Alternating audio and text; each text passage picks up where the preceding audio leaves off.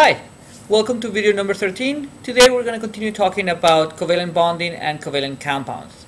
So, as you may recall, covalent bonding occurs when nonmetals, in general, share valence electrons in order to achieve a full valence shell. That means that they want to become isoelectronic with the closest noble gas, and in most cases it will mean that they will have 8 valence electrons. The one exception again, hydrogen. Hydrogen wants to only have 2 because its valence shell is the first energy level and it only fits 2 electrons. So if we have, for example, atoms like chlorine, chlorine has 7 valence electrons, alright? So that means that it only needs 1 more electron in order to reach a full valence shell. How do they do that? Well, the chlorines will decide to share 1 electron with one another, and those shared electrons now count for both atoms. Alright? So they're not just the green atom or the blue atom, but they will be part of both atoms. So when we count, if we see the highlighting here, we can see that the atom of chlorine on the left has 8 electrons, and let's count those. I'm going to put this in red right now. 1, 2, 3, 4, 5, 6. Those are the unshared electrons. And then 7 and 8. Those are the shared electrons. 8 electrons in total on the left. Similarly, if we look at the one on the right, we can see that there will be also 8 electrons. 1, 2, 3, 4, 5, 6, 7, and 8. Each atom has a filled valence shell, even though we have not created any extra electrons. It's just the fact that we are sharing them allows us to then use that. Alright? Alright, now atoms will form as many bonds as they need electrons, and that's the general case for most covalent cases. Alright? So we're going to make as many bonds as electrons that we want to share. Alright? And so let's look at how that looks. For example, I have a couple of examples here, so let's just get to those. Alright? In the case of oxygen, each oxygen has 6 valence electrons, so they need 2 more electrons. So that means that oxygen in general, we want to make only 2 more bonds. Alright? And so this oxygen and this oxygen will come together to bond in such way as they will share those electrons. Now I can move those so they really overlap like that, but there's no need for that. I can also draw them like this and then just put a little circle around the electrons that are being shared. This way, I'm showing that those electrons are being shared and that they belong to both atoms. If we count very quickly, there are 8 electrons, 1, 2, 3, 4, 5, 6, 7, 8 around the left oxygen, and there are 1, 2, 3, 4, 5, 6, 7, 8 around the right oxygen. So we have filled valence shell. Similarly, we can see that nitrogen having, that nitrogen having 5 valence electrons. Alright, we'll want to make 3 bonds. Alright, and so we bring our 2 nitrogens together. We could do it again with a big overlap, or we can just draw those lines showing the interaction or the bonding. Alright, and one more time, I'm just going to do it once. Alright, we can see 1, 2, 3, 4, 5, 6, 7, 8. Or if we did it for the other color, 1, 2, 3, 4, 5, 6, 7, 8. Each one of them has 8 electrons. Now, this is true of most covalent bonds. But there is also a need sometimes. You have more elements that need to have a filled valence shell, and sometimes we will form covalent bonds that will exist between atoms in which one of the atoms is the one that's donating both of the electrons in the bond. Alright? So instead of getting something back, an atom will say, or will do, is donate the electrons to the other atom without getting anything back. It doesn't lose ownership of those electrons. It will just share them without getting anything back, and therefore not increasing the number of valence electrons that it has. So let's look at the case of the molecule of ozone, which is the most common case that we're going to be looking at this point. We would see some other ones as well. We got 1, 2, and 3 oxygen atoms, each one with 6 electrons. Well, when the first 2 oxygen atoms bond, all right, what do we notice? Well, we notice that, in fact, this one will have 8, and this one will have 8. 1, 2, 3, 4, 5, 6, 7, 8. 1, 2, 3, 4, 5, 6, 7, 8. All right? So 8 electrons around each one of those. That should be satisfied. But the fact is, ozone is O3. It's got 3 atoms of oxygen in the molecule. Therefore, this final oxygen over here, and again, I keep on highlighting things, this final oxygen over here wants to actually be bonded. And in order to be bonded, it has to be sharing electrons. It needs 2 more electrons. These electrons here, and I'm going to highlight them now in green, these 2 electrons over here, are going to be shared by that center oxygen with the oxygen on the far right. And far right, yes, you're far right as well. All right, on the far right, and therefore now all of the atoms will have 8. Notice that by sharing those, I have not increased the number of electrons around the central atom. There's still only 8 electrons around the central atom, but I have increased the number of electrons around the right oxygen. Now it also has 8 and it's a full-filled valence shell. All right? That's the most important thing. At this level, we're going to see that all bonds, whether they're dative or normal covalent bonds, will be produced by pairs of electrons. All right? Whether you have one electron coming from one atom and one coming from the other atom, or both coming from the same atom, as in the case of this dative bond, it is always about pairs. All right?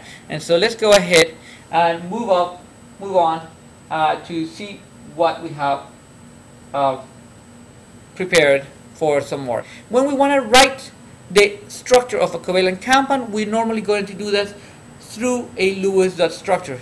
The Lewis dot structure is a representation of the element and showing all its valence electrons and how the valence electrons are being shared, how the atom is actually bonded.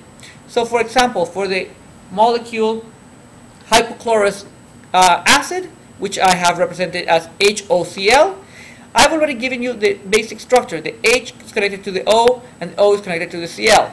We see that chlorine has 7 valence electrons. I keep on doing this because I'm not used to having that on. The chlorine has 7 valence electrons, the oxygen 6, and the hydrogen just 1.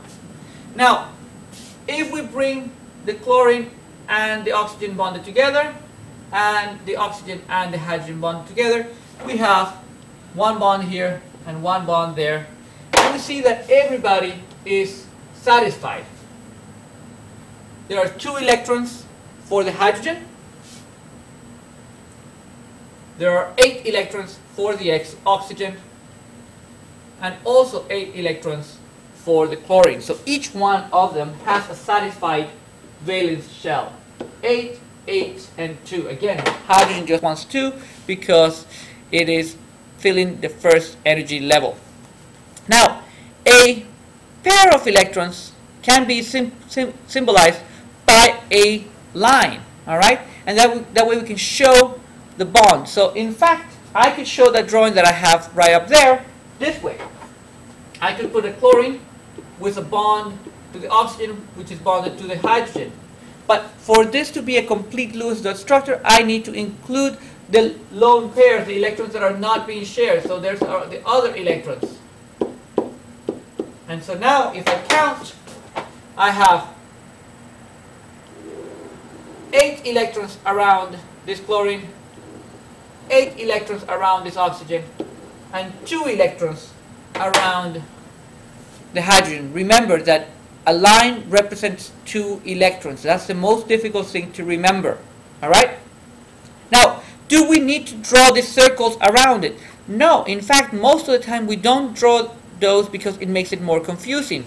So if we had, for example, the double bond in oxygen that we had before.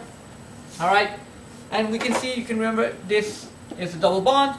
Well, we can write this simply like this.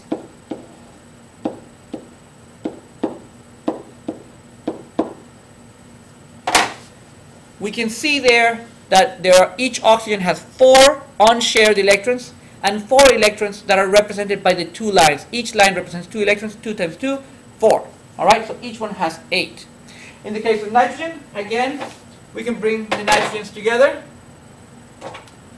1, 2, and 3. So we could write this simply like this. And again, if we want to highlight, we can highlight. That is 8, and that is 8. But more importantly, the thing to remember is that in fact, the nitrogens, each one has 8 valence electrons around it. Now, the reason why certain chemical formulas are the way that they are is because of how many bonds a central atom needs. So for example, in the case of water, we know that we have oxygen that needs 6 electrons. So it has 6 electrons and it needs 2 electrons. I'm sorry. So that way, when it interacts with hydrogen, it needs to interact with 2 hydrogens in order to gain 2 electrons. So one of the hydrogens would come here, one of the other hydrogens come here. We would have 2 bonds, all right? And that's the reason why water is H2O, because we need 2 hydrogens with their electrons to fulfill the valence shell of oxygen. And so we would get our oxygen with its unshared electrons, and then 1 bond to hydrogen, 1 bond to another hydrogen, all right? And we can see that if we were to circle around here, we've got 8 electrons, and then we've got 2 electrons around each one of the hydrogen atoms, having full valence shells. All right. If the atom is more complex, we normally are going to have a maximum of 4 atoms around the central one. All right. And so, for example, I have 2 molecules here: methane, CH4, and methanol, CH3OH. All right. So the central atom in both of these cases is the carbon atom.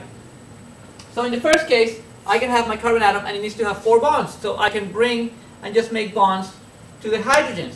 All right? It can just come directly. If they bond there, all right, we can see how quickly our carbon now has 8 valence electrons around it. All right? So if we have 8 valence electrons, it also gives us 2 valence electrons around each one of the hydrogens. But what about the second compound? Well, let me bring all of this a little bit further down, and we can look at it on the side, so it's going to be a little bit easier for you guys to see it. All right? If we look at this, I could make several different things. I can say, well, I could put the carbon and then have my hydrogens all around, just like I did for the previous one, right? That wouldn't be a big deal. But what's the problem?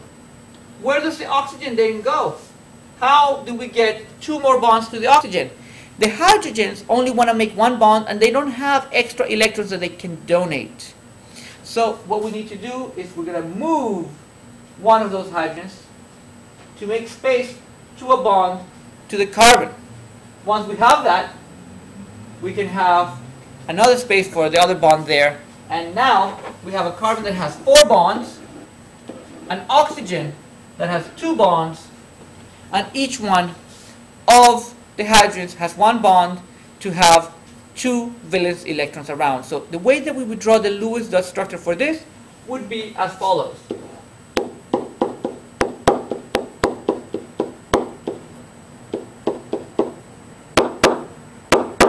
Notice that in this particular case, we can see how every atom has 8 electrons around it, the carbon and the oxygen, and each one of the hydrogens has 2 electrons around them.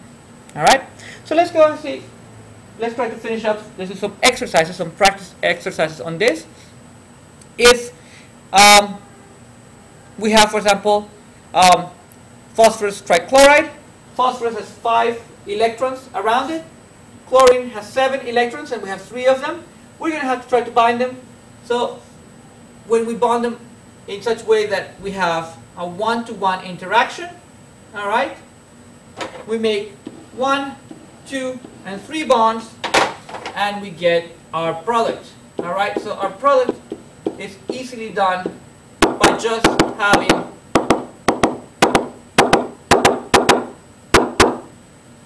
the bonds like that. Now notice again one more time, each atom has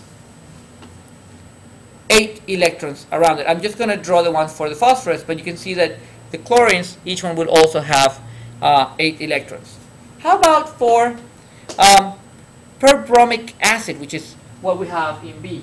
When we have something a little bit more complex, we tend to get the first element, the central element. In this particular case, is normally the lone element. Also, it's normally the less electronegative element. And we want to put it in the center. Why? Because it's more able to share. After that, we're going to connect it to oxygens, all right? And then in the periphery, in the outside, we tend to put the hydrogen. That's kind of the normal case, and I recommend to you guys to normally put at least one of your hydrogens connected to the oxygen instead of to the central atom, all right? So if I can remember to remove these things, it would be a good thing. If I can take one of the oxygens and I can put it here, I can bond it there, and I can bond it here to the hydrogen. All right, I can take then and do dative bonds to the rest of the oxygens. Why dative bonds? Because once I made the first bond, all right, if you notice here, once I make this first bond, what happens to my fluorine, my chlorine, my bromine? Oh my lord! What happens to my bromine? My bromine will have 8 electrons. All right, and so will my oxygen. My oxygen now also has 8 electrons. So those two are satisfied, but the other 3 oxygens need electrons still, and so by sharing electrons from the bromine and the bromine getting nothing in return, we can have all atoms having a full 8 electrons or full valence shell, and the hydrogen having its 2 valence electrons. Okay, so attempt the following problems. Okay, there's 4 little problems for you to try out. All right, copy those down, try it out, and final thing that I want to talk about, and we'll just take a few seconds to do that, is to talk about how to name binary covalent compounds. All right, it is very straightforward. You take the name of one of the elements, and you take the name of the other one, and you put the I termination. You're going to use what are called the Greek prefixes to say how many atoms of that particular type you have. And how do you choose which one goes first, which one goes last? The more electronegative element is normally the one that we use at the end. Okay, so for example, we have here CS2. There's 1 carbon, so just we say carbon. There's 2 sulfurs, so we're going to use the Greek prefix di, and we're going to use the termination "ide" at the end, so it's carbon disulfide. All right. If we have in the next one P2O5, we have 2 phosphorus, so it's diphosphorus, and then we have 5 oxygens, so it's pent oxide. All right. So I've listed here the Greek prefixes for you to look. All right. Normally we don't use anything for 1. There's one exception. We only use it for carbon monoxide, but other than that, we don't use the 1 ever. Di, tri, tetra, penta, hexa, hepta, octa, nona, and deca. Those are the first 10. And what I want you to try out also for homework is to try to both write the name of the following 3 compounds and then try to write the formula of the following 3 compounds. All right? See you next time. All right. Bye-bye.